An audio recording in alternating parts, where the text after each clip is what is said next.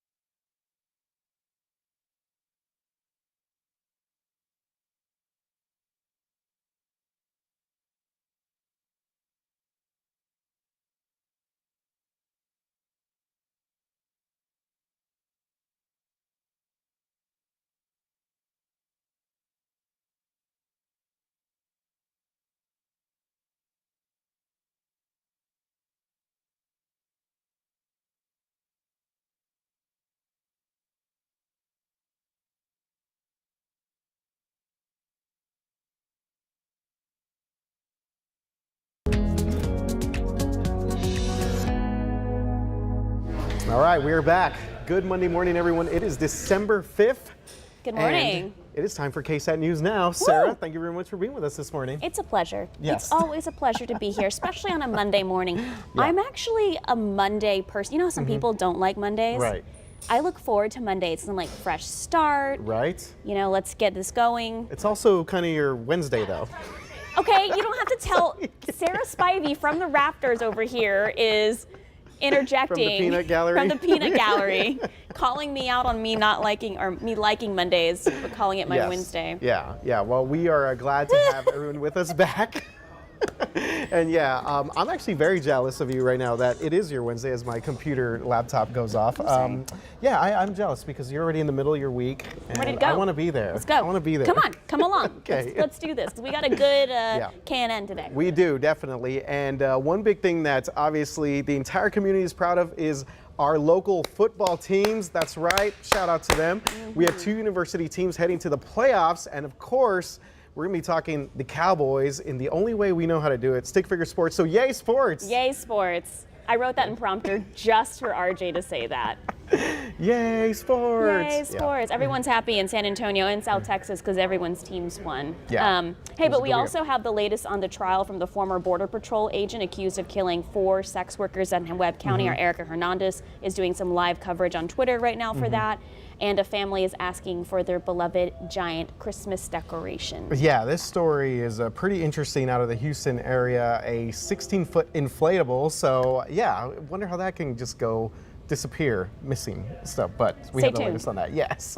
But of course, as Sarah just mentioned, we do start with that capital murder trial of former Border Patrol agent Juan David Ortiz, and that is continuing this morning here in Bexar County. Yeah, we've been live streaming the entire trial so far, and we'll continue to do so until the end of it. Testifying this morning is a former crime scene investigator who collected evidence from the scenes. And Ortiz is accused of killing 4 women that were later described as being sex workers. Last week, jurors watched interrogation video where Ortiz originally denied knowing anything, but he would later confess to the killings and went into great detail about how he killed each victim. At the end of that 7-hour interrogation, Ortiz confessed to investigators on why he did it, saying, quote, "I just wanted to clean up the streets if nobody was going to do it." Yeah, and a quick, also something else that I read was he would talk about going to pick up these women on the certain part of the road, and said that he said, quote, that the monster would come out. And that, again, cleaning up the streets, and basically he would refer to all these women as dirty or trashy. And it's just, some of these details are really horrific just to hear. It's a tough one. And like we said, Erica Hernandez has been covering this trial since beginning. We'll have updates throughout the day. She's been live tweeting it just an hour ago. She said the gun that was used in one of those killings has been taken out of the evidence box, and she's putting pictures of that gun. She said this was his government-issued weapon from Border Patrol. And then also a crime scene investigator took the stand earlier this morning. So, of course, you can watch our live stream right now, KSAT.com, KSAT Plus, and on our YouTube page. And I believe that he's facing life in prison without parole, so prosecutors in this case not seeking the death penalty. So we'll continue to follow that there. All right, now to the story that kind of went viral, has to do with Christmas decorations, and unfortunately a red-nosed reindeer that disappeared but is now back home this morning. There it is. For our podcast listeners, this guy's big. Yeah, he is, yeah.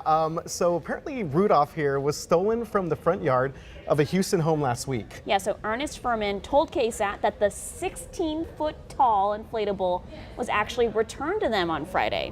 So Mr. Furman here caught a man and a woman on Ring surveillance cameras stealing the reindeer at around 2:30 in the morning. I mean, I don't know who does this or why this happened. I don't know if it was like a prank or not, but who does this at 2:30 in the morning? Yeah. I don't know, but if I walked out at 2:30 in the morning, which I do for this job, I would have been very upset at someone stealing my decoration. So the family then offered a $2,000 reward for its return. A couple that bought the reindeer from someone on the side of the road returned it to the family. Yeah, and according to reports out of Houston, this was a couple that didn't realize that this inflatable had been stolen, and they saw the reports and they decided to return it. So that's what they're saying right now. Mr. Furman here said that he didn't ask any questions about where the inflatable was bought, what part of the city, but he was just happy to get it back, because apparently he also takes it out to like different events with kids. Like some Salvation Army events and things like that. So it's obviously a decoration that means a lot to him. Yeah, he said he couldn't be replaced. People were like, well, why didn't he just buy another one if he's offering a $2,000 reward? He said because he made his own adjustments to it. And so it was unique. He said this was not, you couldn't replace this one. But back to the family that said they bought it from someone on the side of the road. If that's true, there's someone is making a business from literally being a Grinch, stealing Christmas and selling it. Sure. Yeah. Oh my gosh. I know, and that's obviously something that you see on the side of the road, and that's something that is not going to just be like, oh, hey, let's just hide this item. Like you said, obviously they were maybe trying to make a profit off of this, but again, he's saying that he's just glad to have it back. I don't know. I probably have more questions. I'm happy Rudolph is back. I want to have more questions about this, because there's so many people that have these inflatables out now, and this is just kind of Oh, and they are lazy not very cheap. Grinch-like. They are very expensive. Yeah. The cheapest inflatable for like an 8-foot one is like $80. Yeah. Yeah. I know. Tough news there, but at least Rudolph is back home this morning. All right, so moving on to this Taylor Swift story. You guys were talking about this prior to us starting KSAT News Now. There is some bad blood between Taylor Swift fans and Ticketmaster, and it's so bad that some Swift fans, also known as Swifties, I know, see Max is walking here, I think he's a Swiftie. He's interested. He's interested. Max is a huge Swiftie here.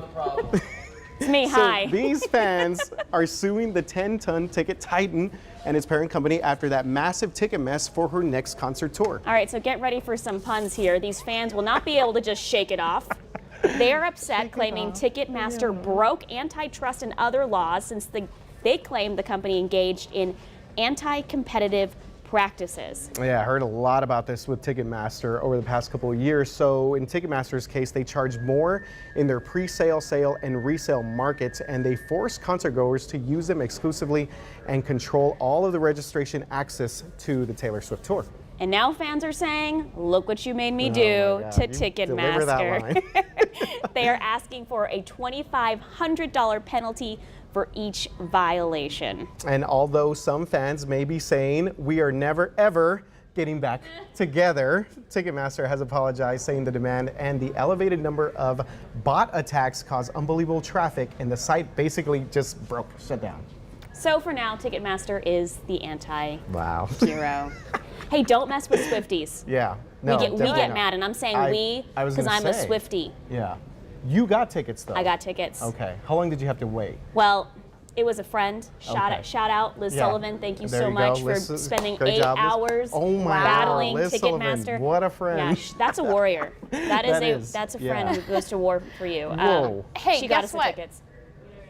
I saw Taylor Swift back in 2008 when she was at the San Antonio Rodeo. Were you like 14? Wow. I did too.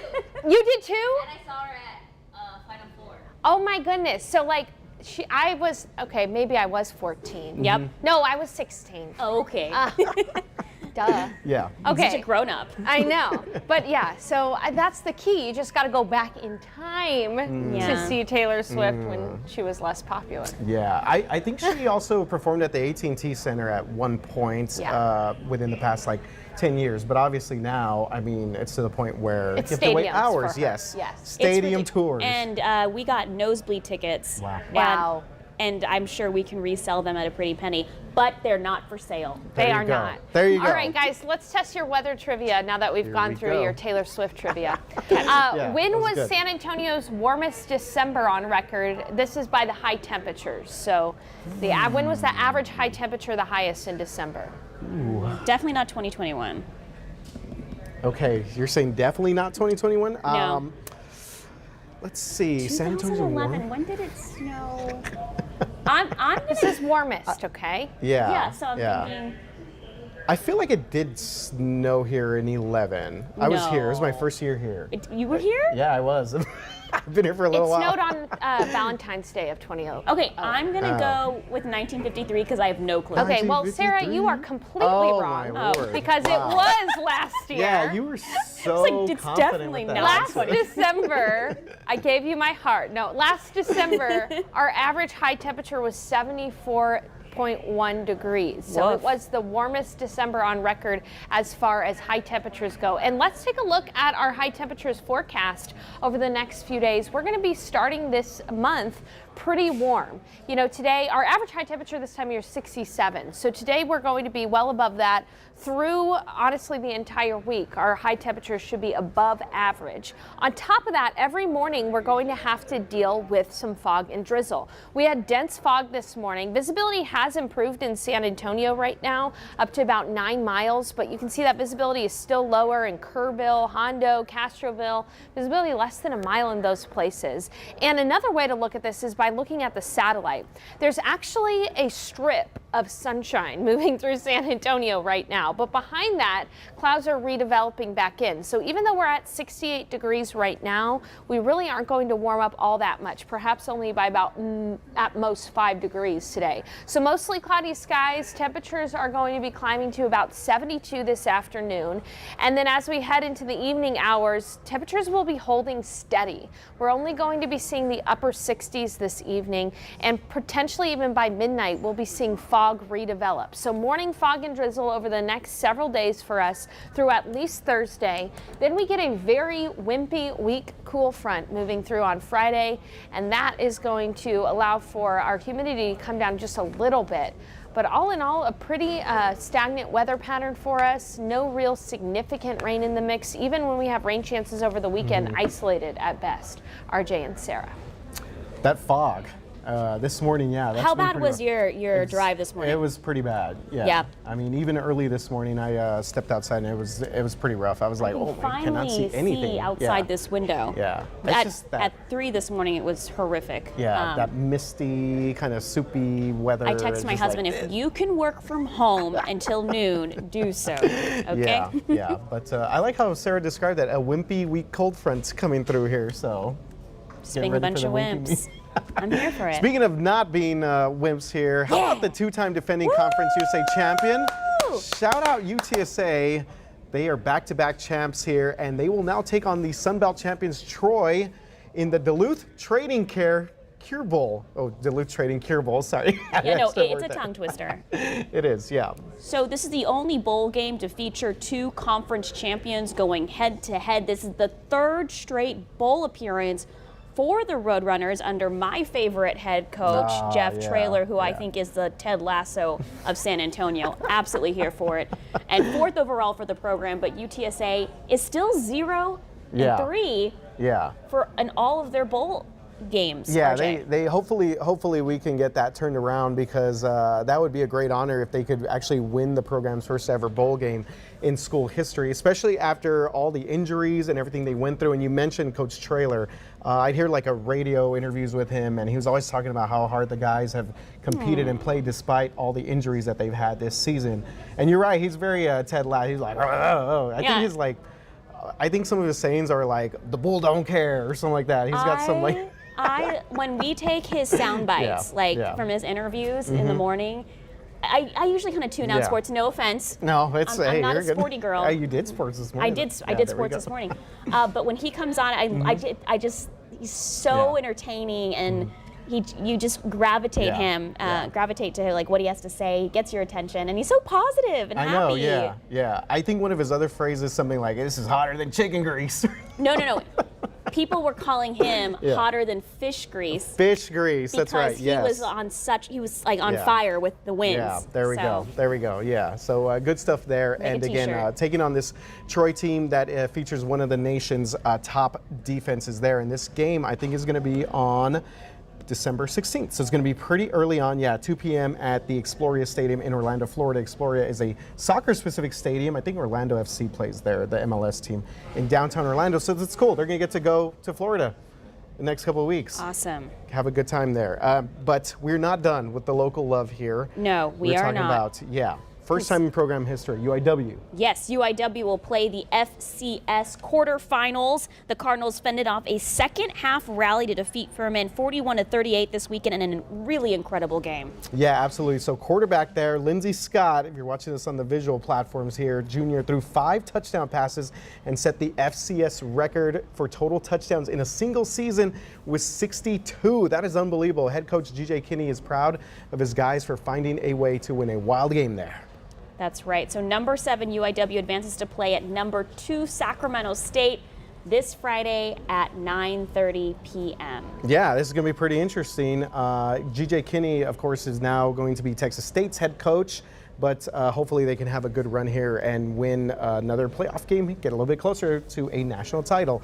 All right. This is pretty big stuff here, too. As we do our bowl run through here, we're talking about the Alamo Bowl. Of course, they have announced the 2 teams that would be competing here, and for the 7th time in the 9-year history of the college football playoff, the Alamo Bowl, will host a top 20 showdown at the Alamo Dome. Yeah, the Longhorns, UT Longhorns, will make their 6th all-time appearance in the Alamo Bowl, and they're 4-1 in the previous 5 matchups, including 2 wins in 2019 and 2020 over Utah and Colorado. Yeah, they always bring a huge crowd, obviously, just up the road there. So head coach Steve Sarkisian has a history with the Washington Huskies, though. He was actually their head coach for 4 seasons from 2009 to 2013, and he's obviously very excited for his first bowl game leading the Longhorns as they come back to the Alamo Dome. You can see right there some of the old video that we're showing. I think this is from the 2020 game, and yeah, a lot of burnt orange up there.